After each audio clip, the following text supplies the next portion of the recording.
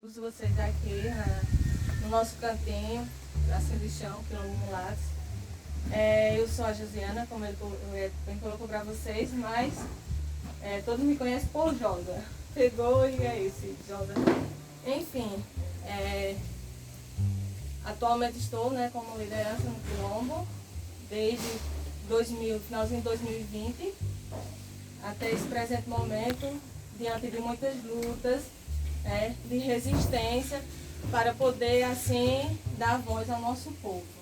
Eu sou da descendência de José dos Santos, que era o ex-escravo fugitivo, que fugindo do Pernambuco, das fazendas do Pernambuco, ele se escondeu ali numa reserva ambiental, aqui no sopé da Chapada aqui do Ararismo, aqui pegando à frente do jardim. E lá a gente não sabe dizer se ele chegou com a família, trazendo filhos, esposa. Até porque assim, a gente não tem o nome dela, assim, completo. Dele só José dos Santos e dela Maria Mulata, que herdou dele o Mulata por conta dos engenhos. O município ofertava a eles, no caso, trabalho nos engenhos. E um dos trabalhadores chamou José de Negro.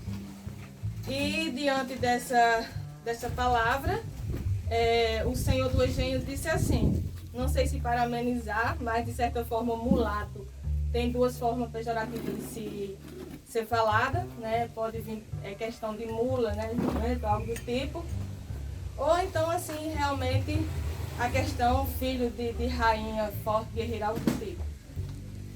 Mas assim, ele não é negro, ele é mulato. E assim, devido a isso, pegou o apelido Mulato. Assim como o meu, Jota. Todo mundo conhece aqui por Jota. Então, assim, pegou esse apelido e a sua esposa herdou aí esse mulato. Então, Maria Mulata. A gente só sabe dizer. E que eles tiveram 8 filhos.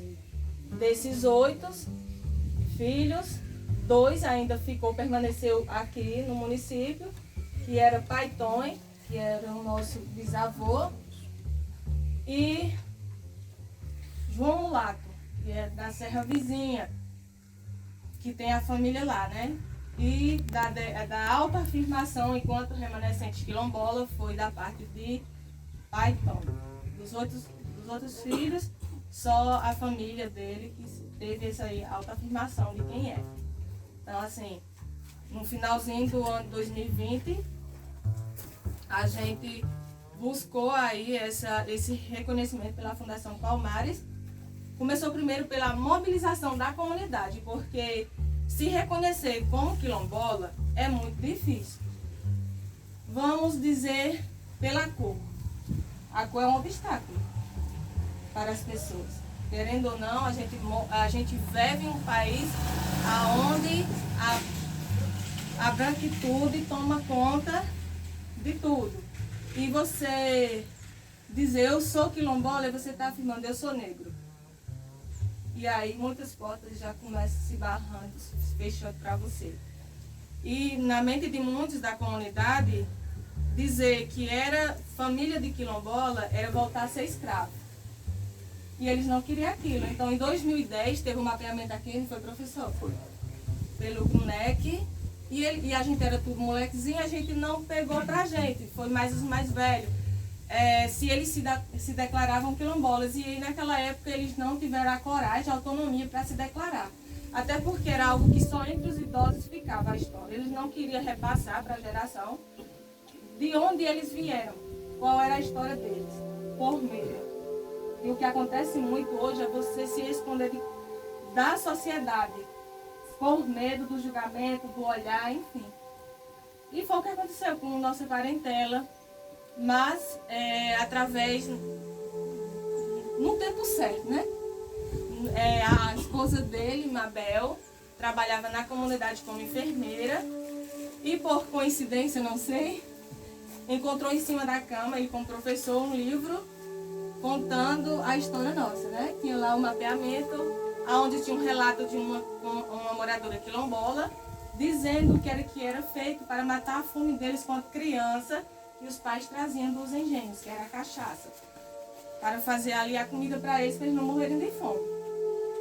E é bem penosa essa história. A gente tem o livro, né? Estou com o livro que eu ganhei de presente, a história dela.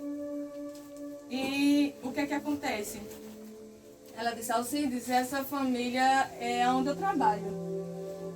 E aí ele disse, Anabel. Eu disse, Aí foi da onde começou toda a história. Anabel chegou para mim certo dia que era aqui era ponto de apoio da equipe.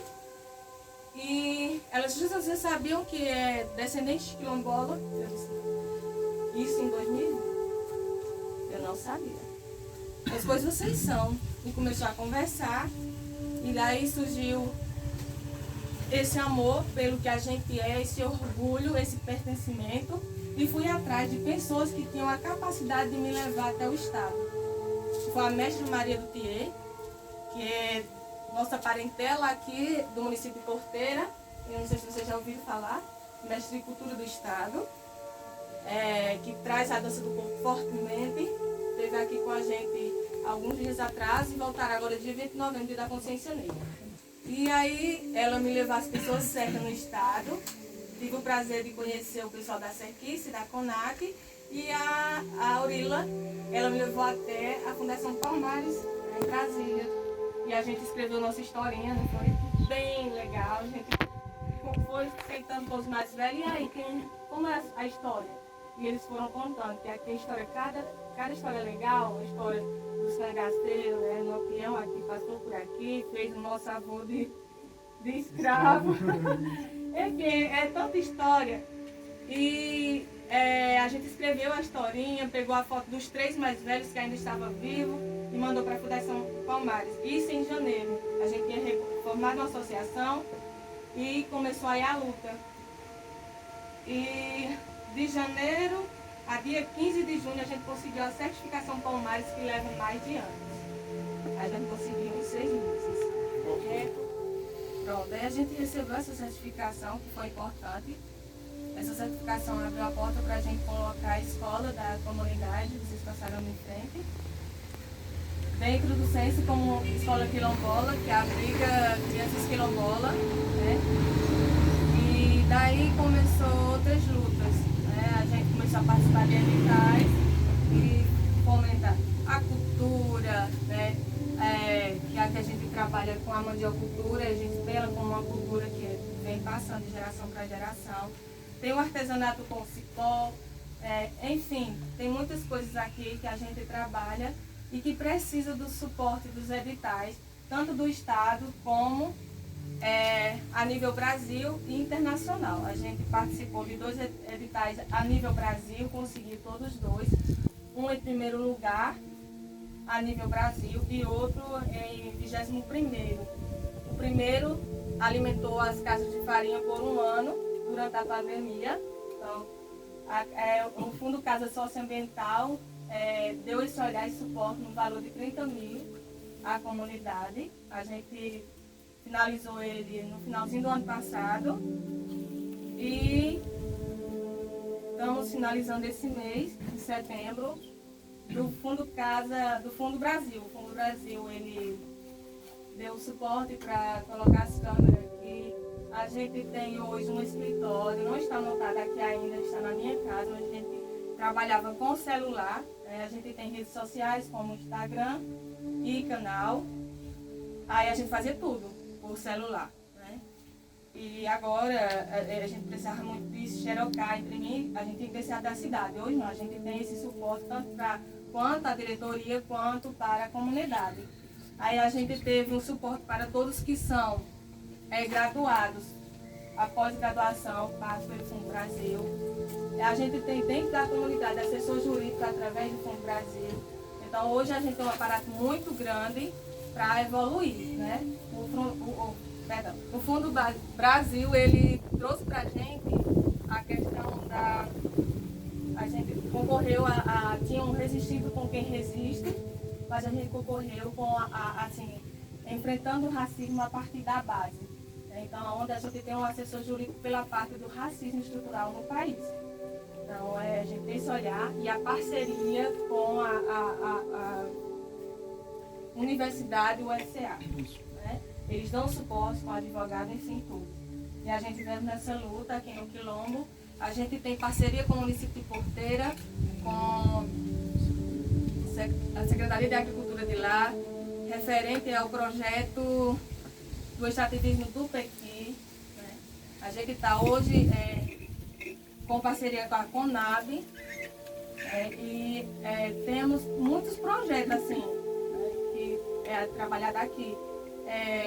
A questão do empoderamento feminino, então a gente trabalha essa questão do empoderamento com cursos, né, que a gente teve 7 meses de curso aqui dentro da comunidade para assistir as mulheres, dar esse olhar a elas, né, delas saberem que elas são mais do que um corpo em movimento, mais do que um nome, tem um sobrenome após o nome, né, mais do que as vestes, enfim.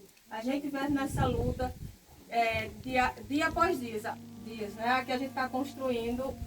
Pretende que agora, dia 20 de novembro, a gente tenha a nossa sede. As portas já estão aqui com doação da farmácia Santa Cecília, todas de vidro. Tá? Show! Né? Então, estamos aqui com alguns voluntários trabalhando. E a gente vai tornar aqui o Centro Cultural do Quilombo Mulatos. Aqui, essa Casa do Taipa, a gente está terminando ela também para o dia 20, ela será a Casa da Memória. Por que a gente está fazendo de Taipa? Porque aqui todos nós já moramos em casa de Taipa. Né? Hoje a gente tem uma casinha de alvenaria por conta de Goiás, Minas, né? Mas todos já moraram na casa de Taipa e a gente tem orgulho disso. Infelizmente está se perdendo e a gente tem que resgatar através da Casa da Memória com livros, né? Tornar aí uma brinquedoteca, né? Uma parceria com o cineasta Rosenberg Cariri. Não sei se vocês já ouviram falar. A gente também conquistou o projeto São José, em primeiro lugar, quadro de produtividade, em primeiro lugar no estado do Ceará. Ele está para ser trabalhado ainda na comunidade, mas a gente está aí, é processo, né? A gente já passou por vários processos e estamos evoluindo. Eu sei que de grão em grão, né? Como diz o ditado, a galinha de papo. Mas a gente está resistindo, né? O Fundo Brasil foi um suporte muito grande para o Quilombo, porque ele deu outros horizontes. Ele abriu um leque de possibilidades e da gente conhecer, além desse mundo, outros mundos. De encontrar novos pessoas, né? Outras pessoas, né? Não é novas, pessoas que estão aí na luta há mais anos do que o Quilombo Mulato, que tem uma experiência assim grande e que também tem mais dificuldade do que o Quilombo Mulato. Enfim, aí com as trocas de experiências você começa a ganhar outro nível, né, de conhecimento. E então a gente teve esse ano já 2 vezes em São Paulo, em movimentos, né, onde a gente teve com povos terreiros, com indígenas, enfim, do Brasil inteiro. Eles uniram o Brasil inteiro num só encontro, 4 dias em São Paulo, março e agora em agosto. E aí foi ótimo, porque a gente trouxe levou uma bagagem seca e trouxe ela cheia. Então aqui a gente quer trabalhar as brincadeiras de roda, porque eu vou dizer, eu posso me arrepender de muitas coisas, mas que eu fui criança, eu brinquei de tudo que tinha direito. Brinquei de tiro, joguei bola, eu brinquei, eu acho que vocês nem sabem o que é cair em pouco. E isso a gente quer trazer para cá, para as crianças aprender a conhecer o que se perdeu. Brincar de cair no poço, Senhora Dona Cândida, tudo isso, brincadeira de roda de verdade. Queria também me apresentar, eu sou indígena também, eu tenho as 2 etnias, eu sou quilombola e indígena. A gente ainda não tem o autoconhecimento como indígena, mas eu pertenço ao povo Xocós, né, que ouvi aqui na fonte da comunidade, que tem aqui embaixo. Com muito orgulho, eu minha parentela lá no Crato, em cima dos Cariris, né, e espalhada pelo Brasil. Né. Eu acredito que tem aqui indígenas também, com certeza deve ter também quilombolas, mas a história é muito escondida. Né. Mas se um dia vocês descobrirem quem vocês são, não tenham vergonha. Eu sou orgulhosa, como eu disse, sou gulosa, porque eu sou uma mulher negra quilombola, eu sou mãe de família, né? E ativista. Eu luto pelos movimentos sociais, estou aí à frente das batalhas, tanto dentro do quilombo, mas como fora do quilombo. E espero que aqui também surjam alguns ativistas, né? Para a gente lutar aí nas marchas das margaridas, enfim. E nosso país está aí, ainda é muito lento em abraçar a nossa história, mas a gente está caminhando e um dia a gente chega lá. E se puxar, conversa mais. Não, a principal renda da comunidade é a mandiocultura. Os projetos, eles são para dar um suporte. Né? Por exemplo, Fomentar. Porque durante a pandemia, eles foram barrados de dar feira no Cedro, que a maioria vai para o Cedro no dia da manhã. Então, eles não tinham mais condições de ir, então essas famílias começaram a definhar financeiramente. Então, o Fundo Casa Socioambiental, eles mensalmente pagavam as pessoas que trabalhavam na casa de farinha, as rapadeiras, lavadeiras, enfim, dava esse suporte a eles. Né? Então, isso foi de extrema importância. E outra, que é fonte de renda, é o extrativismo, do pequi e a fava danta. Né? Mas elas são por períodos. A maior luta desde o início, para nós, é a questão de, entre nós mesmos, enquanto comunidade, se educar para se proteger da política cebosa. Da política onde só querem de nós, mas não querem trabalhar a favor de nós. Né? Aqui a gente é tido como um curral de política. A gente só serve para alimentá-los. Mas ninguém tem o interesse de subir aqui e fazer o que vocês estão fazendo. Ninguém quer nos ouvir, não. Mas sabe criticar, não todos. Mas a gente escuta, né, as piadinhas referentes a gente querer ser mais do que as outras comunidades. Imagina se toda a comunidade do município de Jardim, independente da sua etnia, lutasse pelo que acredita. A gente faz isso. Um exemplo bem claro, Josiana, foi a questão da vacina, né? Isso. Quando chegou pra gente. Quando a vacina, que aí a Covid estava alastrada, né, no país, no mundo inteiro, a gente conseguiu, em cima da hora que o estado do Ceará conseguisse nos ver. A gente tinha acabado de fazer o auto-reconhecimento como quilombola, e aí a Cerquice tem que botar o quilombo lá, tem que botar o quilombo lá, tem que botar... E aí o ex-governador Camilo disse, não, a gente vai abraçar o quilombo lá. E foi encaminhado para o município de Jardim 600 doses de vacina para contemplar todos os quilombolas. Mas quando chegou dentro do município, foi barrado. Foi chamado o promotor de justiça para saber o porquê de tantas doses exclusivas para nós. Marcaram uma data exclusiva para fazer a vacinação. Estava todo mundo, tinha gente que trabalhava lá em Juazeiro, deixou o trabalho, veio correndo. E chegou aqui, não, nós vamos trazer mais doses de vacina, porque chegou tantas doses, assim, assado, sem entender a nossa história. Né, já veio assim, aí foi obrigada o Estado, os movimentos, conversar. Enfim, né? Mesmo a gente conquistando, ainda você tem que postar as provas das suas conquistas, ou então ninguém acredita. Né? Outra coisa assim, bem recente foi o censo. O censo, pela primeira vez, reconhecia as comunidades quilombolas e nós não estávamos entre eles. Né? Com certificação, reconhecimento, enfim, mas não foi comunicado a eles que aqui dentro do município tinha uma comunidade.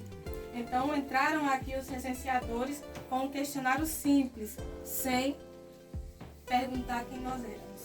E quando eles adentraram as primeiras casas, a pessoa disse assim, mas eu sou quilombola, não tem um questionário referente a isso não? Não, não tem não. Aí a pessoa veio correndo até mim, que era até de atendimento aqui, e disse, Josa, pelo amor de Deus, o questionário não corresponde a nós.